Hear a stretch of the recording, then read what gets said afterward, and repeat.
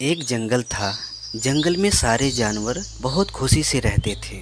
छोटू, शेर का बच्चा और खरगोश खेल रहे थे।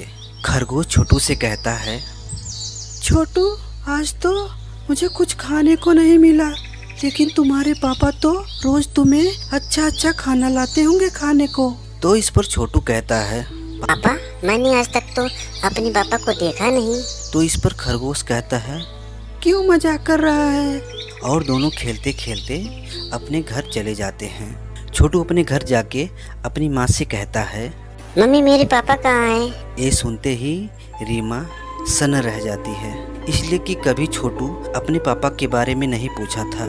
रीमा छोटू से इधर उधर की बातें करने लगी, लेकिन छोटू के बहुत जिद करने पर रीमा टूट गई और बोली, तेरे पापा इस दुनिया में नहीं है। वो इंसान द्वारा बनाए गए गड्ढे में गिरने से उनकी मौत हो गई है। लेकिन तेरे पापा के मरने के बाद बख्तावर इस जंगल का राजा बनना चाहता है। और इधर बख्तावर उस जंगल के जानवरों को डराकर खुद को जंगल का राजा समझने लगा था कि तभी मंडूक भेड़िया कहता है, कुछ भी हो, जब रीमा का छोटू बड़ा होगा तो इस एरिया का वही बादशाह होगा जैसे उसका बाप था। इस पर बख्तावर कहता है, अब इस जंगल में ना रीमा रहेगी ना ही उसका बेटा छोटू। और वो रीमा के पास जाकर कहता है, अगर तुम छोटू की जिंदगी चाहती हो तो इस जंगल से चले जाओ या मेरा गुलाम बनकर रहो।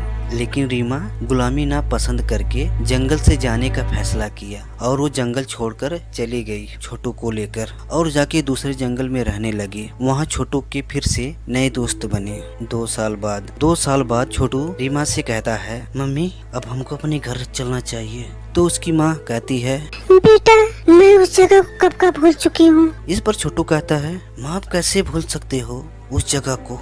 उस जगह से पापा की यादें जुड़ी हुई हैं। छोटू के बहुत मनाने पर उसकी माँ मान जाती है और छोटू की माँ, छोटू और उसके कुछ दोस्त वापस जंगल को अपने घर लौट जाते हैं।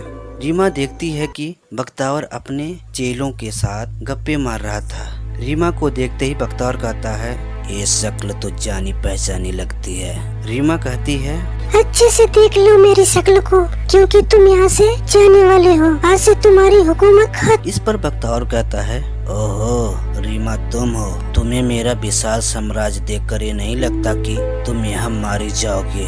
बख्तावर रीमा को मारने झपटता है। तब तक वहाँ छोटू आ जाता है और कहता है, दूर रहना मेरी माँ से। बख्तावर कहता है, ओहो, बच्चा बड़ा हो गया है, लेकिन आज माँ के साथ बच्चा भी मारा जाएगा। बख्तावर छोटू और उसकी माँ को मारने के लिए भेड़िए के झुंड को कहता है, आज दोनों बचने नहीं चाहिए। कि तभी वहाँ अचानक छोटू के साथी आ जाते हैं। सारे भेड़िए छोटू के दोस्तों को देखते ही भाग जाते हैं। छोटू बख्तावर से कहता है, आज से तुम्हारा राज खत्म, जाओ, तुम्हें जिंदा छोड़ता हूँ। जैसे ही छोटू बख्तावर को छोड़ता है वो वहाँ से भाग जाता है।